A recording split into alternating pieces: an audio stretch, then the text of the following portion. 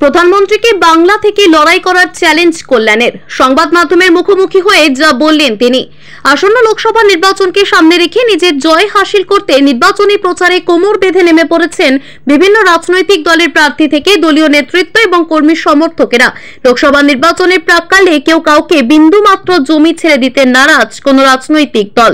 ফলে নিজের জয় লক্ষ্যে নিজের লোকসভা কেন্দ্রের সকাল থেকে সন্ধ্যা দৌড়ে বেড়াচ্ছেন বিভিন্ন রাজনৈতিক দলের প্রার্থীরা। সাধারণ মানুষের সঙ্গে বলছেন কথা এবং করছেন ভোট প্রার্থনা। আসন্ন লোকসভা নির্বাচনকে সামনে রেখেই একের পর এক কাজ করে চলেছেন রাজনৈতিক দলের নেতৃত্ব থেকে কর্মী সমর্থকেরা। দলীয় প্রার্থীকে নিয়ে নির্বাচনী প্রচার ময়দানে ঝাঁপিয়ে পড়েছেন দলীয় নেতৃত্ব থেকে কর্মী সমর্থকেরা। তবে বাংলায় এবার যেমন আরো বেশি আসন লোকসভা নির্বাচনে টার্গেট করেছে তৃণমূল, দলের শীর্ষ নেতৃত্বের সেই টার্গেটকে লক্ষ্য করে রাজ্য জুড়ে নির্বাচনী প্রচারে নেমেছে তৃণমূল কংগ্রেস। যার কারণে লোকসভা নির্বাচনের প্রাক্কালে নির্বাচনী প্রচার ময়দানে কোন রকম খামতি রাখতে নারাজ রাজ্যের শাসক দল তৃণমূল কংগ্রেস। এবার নির্বাচনের প্রাক্কালে দেশের প্রধানমন্ত্রীকে ওপেন চ্যালেঞ্জ করলেন তৃণমূল প্রার্থী। যার কারণে লোকসভা নির্বাচনের আগে ফের আবারও সরগরম রাজ্য রাজনীতি।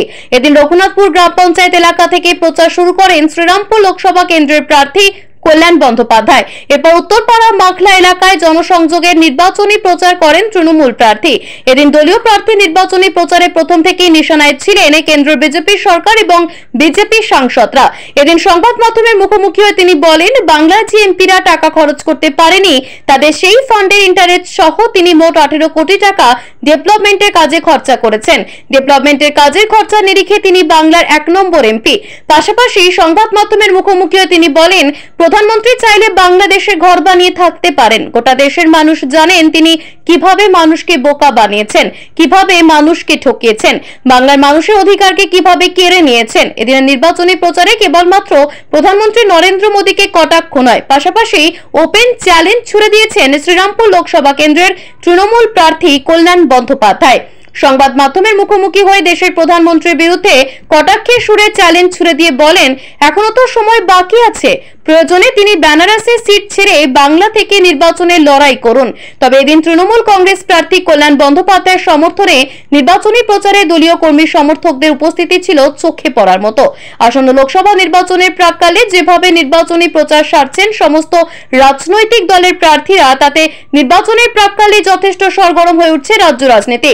নির্বাচনী প্রচারে একে অপরের বিরুদ্ধে একগুচ্ছ অভিযোগ তুলছেন শাসক বিরোধী দুই শিবির। বিভিন্ন ইস্যুতে শুরু হয়েছে রাজনৈতিক চর্চা। একে অপরের বিরুদ্ধে অভিযোগ তুলে নির্বাচনী প্রচার সারছেন রাজনৈতিক দলের প্রার্থীরা। তবে নির্বাচনের ফলাফল কি হবে তা নির্ভর করছে সাধারণ মানুষের ওপর। যার কারণে সাধারণ মানুষের দুয়ারে ছুটছেন রাজনৈতিক দলের প্রার্থী থেকে নেতারা। সাধারণ মানুষের কাছে একে অপরের বিরুদ্ধে অভিযোগ তুলে ধরছেন প্রতিটি রাজনৈতিক দলের প্রার্থী থেকে দলীয় নেতৃত্ব এবং কর্মী সমর্থকেরা। একে অপরের বিরুদ্ধে অভিযোগকে হাতিয়ার করে নির্বাচনী ময়দানে ঝড় তুলছেন দলীয় প্রার্থী থেকে দলীয় নেতৃত্ব এবং কর্মী সমর্থকেরা। করুন না, কোনো অসুবিধা নেই। প্রধানমন্ত্রী যে কত বড় অভিনেতা সবাই জানে, প্রধানমন্ত্রী যে সারা ভারতবর্ষের মানুষকে ভুল বুঝিয়েছে সবাই জানে, প্রধানমন্ত্রী যে বাংলার মানুষের অধিকার কেড়ে নিয়েছে সবাই জানে। এখানে থেকে কন্টেস্ট করো, বেনারসে কেন?